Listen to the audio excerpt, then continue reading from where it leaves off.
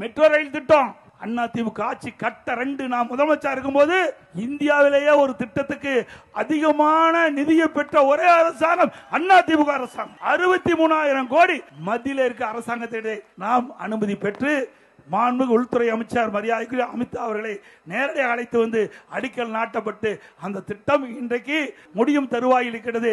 இது அண்ணா திமுக ஆட்சி கிடைத்த பெருமை. ஒரே ஆண்டில் 11 அரசு மருத்துவக் கல்லூரி திறந்து காட்டினோம். இதே திருவள்ளூர் மாவட்டம், திருவள்ளூர்ல பிரம்மாண்டமான மருத்துவக் கல்லூரி மருத்துவமனை. உங்களால இப்படி ஒரு திட்டத்தையாவது உங்களால சொல்ல முடியுமா? இன்னைக்கு கம்யூனிஸ்ட் கட்சிக்காரர் பேசுறார். திராவிட முன்னேற்ற கழக தலைமையில் அமைக்கப்பட்ட கூட்டணிக்கெல்லாம் அடிமை சாசனம் எழுதி கொடுத்துட்டாங்க. 10 வருஷமா எல்லா கட்சியுமே திமுக கட்சிக்கு இன்றைக்கு அடிமையா இருக்குது. அவள் செய்கின்ற தவறை எதுவுமே சுட்டி காட்டுவதில்லை. இன்றைக்கு கம்யூனிஸ்ட் கட்சிக்காரர் பேசுறார். இன்னைக்கு அண்ணா திமுக பாரதிய ஜனதா கட்சி கூட்டணி அமைச்சிருக்குது.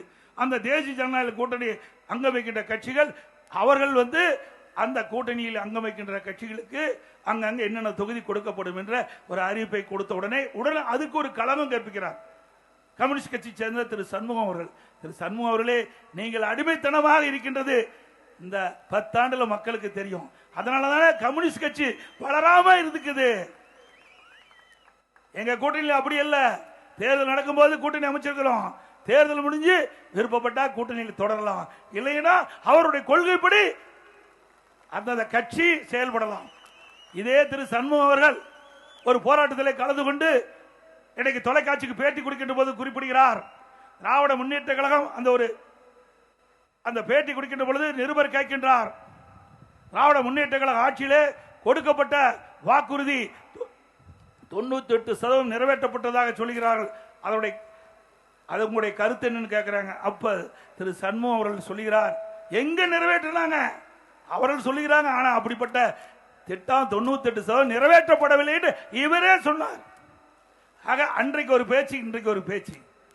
ஆக தேர்தல் வந்து விட்டது. அவர்களால் பொறுத்துக் கொள்ள முடியல. அண்ணா திமுக பிஜேபி கூட்டணி அமைக்காது என்று பல பேர் எதிர்பார்த்தாங்க. அண்ணா திமுக பிஜேபி கூட்டணி அமைத்தவுடனே கருத்துக்கள் இன்றைக்கு வெவ்வேறு விதமா இருக்குது. அண்ணா திமுகவை பொறுத்த வரைக்கும் திராவிட முன்னேற்ற கழக ஆட்சி அகற்றப்பட வேண்டும் என்ற அடிப்படையில் அமைக்கப்பட்ட கூட்டணி.